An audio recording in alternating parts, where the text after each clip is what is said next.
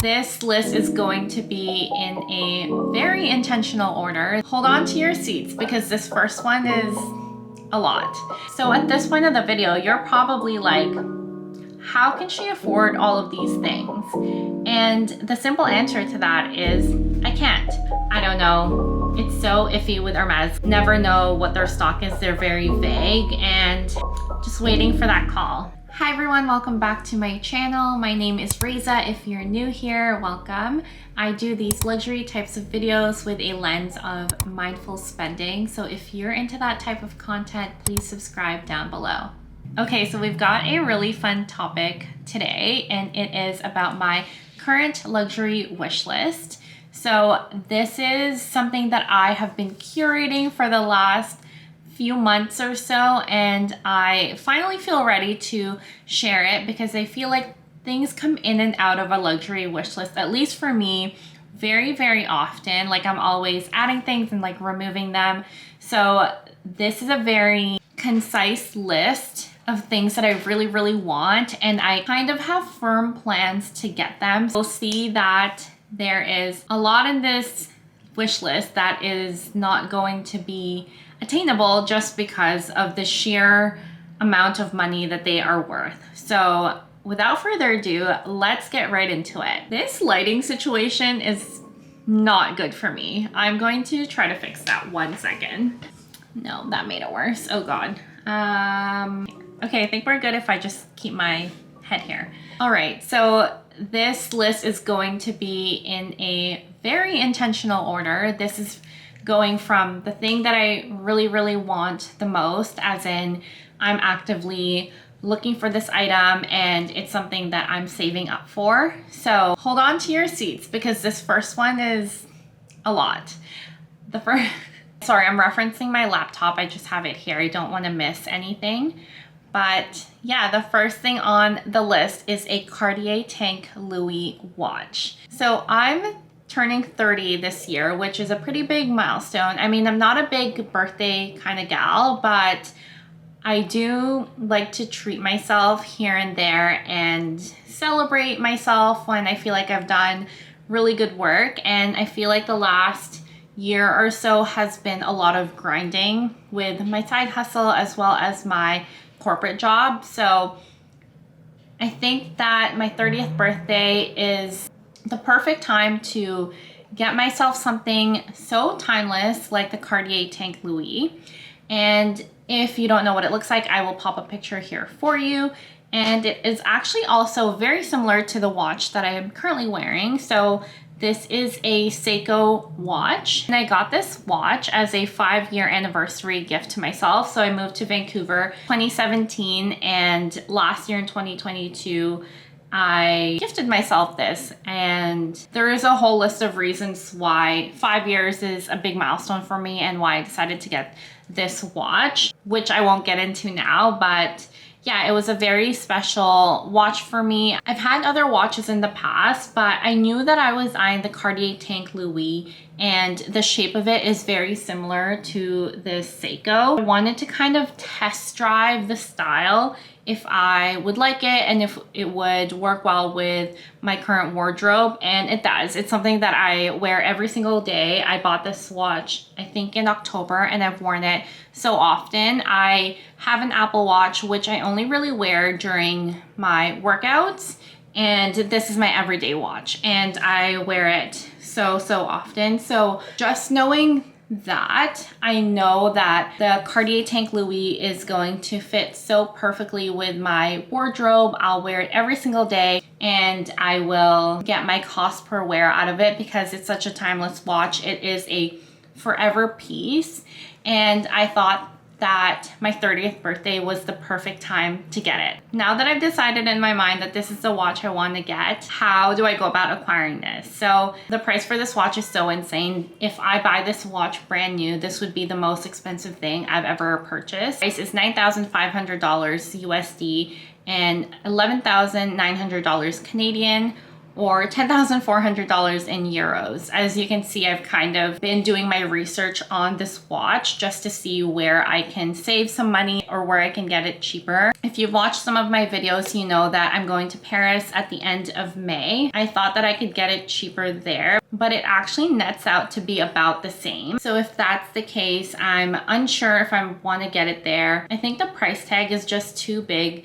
to swallow, and I don't know if I want to put all of my money in there. But with that said, I have been saving up for this watch. So again, if you watched this video of mine, which is how I budget my money, you know that I have money going into a 30th birthday fund, and I have the Cartier Tank Louis as that birthday gift for myself. So it's going to be a lot of money if I buy this brand new. And I guess there's justifications of you'll wear it every single day, cost per wear will be really low, and you'll have it forever, and you can pass it down to your kids. But then there's also the cons. Like with the current economic environment, I don't feel great spending this amount of money on a watch. But you know, I save money every single month for my RRSPs, my TFSAs. I don't have any debt. The money that I'm saving up for is essentially so that I can spend guilt-free, and it's something that I'm saving up for. It's not like an impulsive buy, and it won't put me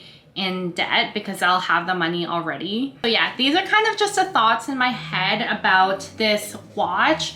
I do want to own this at some point. Whether I buy it new or pre-loved, I guess is the question.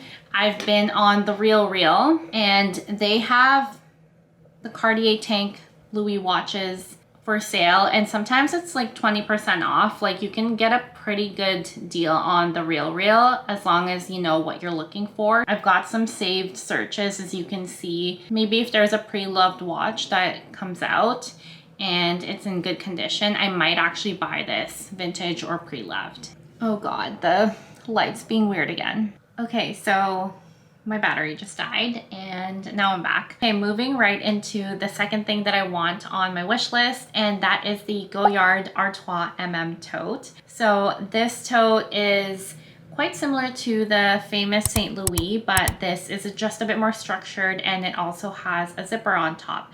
I think it'll be perfect for travel as well as on the go for work, or if you're kind of just running around. In terms of the color, I'm open to black or green, and I'm not exactly sure what the price is, but I think it's around $2,000 Canadian. I could be wrong, but I will pop the price here. One of the things that's really influencing me to buy it is probably TikTok, but also the fact that I'm going to Paris, and obviously Goyard is based in Paris, and there's not a ton of boutiques around North America, and there's none in Canada at all. So I'm kind of taking this as an opportunity to check out Goyard, and if I were to get one, it would be the Artois There are other SLGs from the brand that I really want, so I kind of want a card holder as well as their agenda cover. So those two things are on my mind, but they are not on the official wish list. I've heard that shopping in Paris at Goyard is very difficult because there is a queue the entire day and you have to wait hours and hours, and sometimes they don't even have the thing that you're looking for. So I'm not really attached to this specific thing on the list, but I will try to get a tote. Okay, the third thing on my wish list is crazy, which is a ongoing theme of my wish list apparently. So the third thing I have is an Hermes Kelly 28 or a Birkin 30 in black, Togo, and gold hardware for both of them. So I'm open to a Kelly 28 or a Birkin 30 in those specifications. I'm actually also open to the gold colorway as well. I just want something neutral for my first Hermes bag, and I feel like either black or gold will complement my skin tone. So that is what's on the wish list. In terms of how to get this, it's very, very difficult. If you know the Hermes journey, then you know that you can't just walk into a store and ask them for a bag. You kind of have to play this Hermes game. I do have some purchase history here in Vancouver. As you can see from this video, I recently unboxed a pair of Chipre sandals that I purchased a few weeks ago. I think it's just really difficult to get bags here in Vancouver in general. So I'm playing the game, and I'm not really playing the game because I'm just buying things because I want to buy them, not necessarily because it'll end up getting me a bag at the end. I mean, it will be nice if I got a bag, because I think that if you're a handbag lover, you kind of know and appreciate that Hermes is the top tier of handbags. I think putting this out there in the world and having this on my wish list is manifestation. I am going to Paris at the end of April, so there is a slightly better chance of getting a quota bag just because the Paris system is slightly different from everywhere else. So if you don't know, it's a lottery system where you apply for a leather appointment every single day. And if you're lucky enough to get one, then you are able to ask for these quota bags and they'll actually sell it for you whether or not you have any purchase history with Hermes. So at this point of the video, you're probably like, how can she afford all of these things? And the simple answer to that is I can't. I cannot go and buy an Hermes Birkin as well as a $10,000 Cartier watch. I just can't. I'm not in a place in my life where I can just spend money just like that. Some of it will have to depend on if I get one, I'm obviously not going to get the other one. So let's pretend that I get a Hermes leather appointment in Paris and I get offered my dream Kelly or Birkin. Amazing. Here's $11,000, but also I'm probably gonna have to move my Cartier Tank Louis watch wish list out a year or 2 or 3. So it will all kind of like depend on what happens in Paris. I will not be getting everything in this list at once, even this year, but they are just the things that I am either saving up for or just I've got my eyes on these, and this is an evergreen wish list, let's call it. So yeah, that's how I'm affording them. I cannot buy them all at once, and it'll have to depend on what happens in Paris, essentially. And then finally, the last thing on my wish list is another bag. It is the Hermes Evelyne bag. So this is a recent addition to my wish list, and it's actually something that I added maybe 2-3 weeks ago.